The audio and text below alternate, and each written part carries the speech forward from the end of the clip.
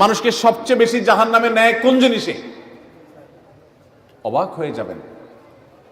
নামাজ না পড়ায় সবচেয়ে বেশি জাহান্নামে নেয় না, রোজা না রাখায় সবচেয়ে বেশি জাহান্নামে নেয় না, ওয়াজ মাহফিলে না আসায় সবচেয়ে বেশি জাহান্নামে নেয় না, দান সাদেকা না করায় সবচেয়ে বেশি জাহান্নামে নেয় না, কোরআন তেলাওয়াত না করায় সবচেয়ে বেশি জাহান্নামে নেয় না। তাহলে কিসে সবচেয়ে বেশি জাহান্নামে নেয় মানুষকে? সুইলা রাসূলুল্লাহ সাল্লাল্লাহু আলাইহি সাল্লাম আন আকসারি মা ইউদখিলুন নাস আন-নার, মানুষকে সবচেয়ে বেশি জাহান্নামে নেয় কোন জিনিসে জিজ্ঞাসা করা হয়েছে। নবীজি বলেছেন দুই জিনিসে, আল ফামু ওয়াল ফারাজ, মানুষের জিহ্বা, মুখ এবং লজ্জাস্থান, এই দুইটা অঙ্গ মানুষকে সবচেয়ে বেশি জাহান্নামে নিয়ে যায়। সবচেয়ে বেশি জাহান্নামে নিবে এই দুইটা অঙ্গ। নামাজ পড়ে, দাড়িও আছে, কিন্তু ফেসবুকে তলে তলে জেনা করে, চ্যাট করে, এটা তো জেনা।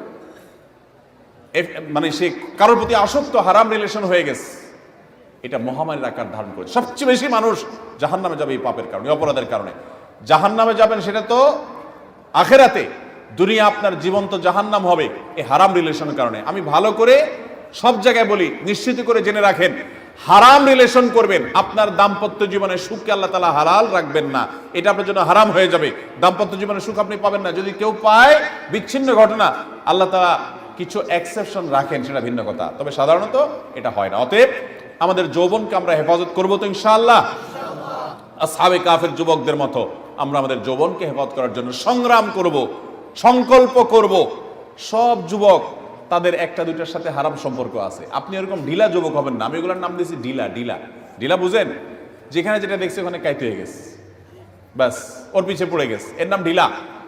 আর বলিষ্ঠ মেরুদণ্ডওয়ালা যুবক হলো যে হারাম দেখে সেটাকে না করার মতো ইমানের শক্তি রাখে। চেষ্টা করবো না ইনশাআল্লাহ? আল্লাহ আমাদের সবাইকে সেরকম ইমানের শক্তি ধারণ করার তৌফিক নসিব করুন।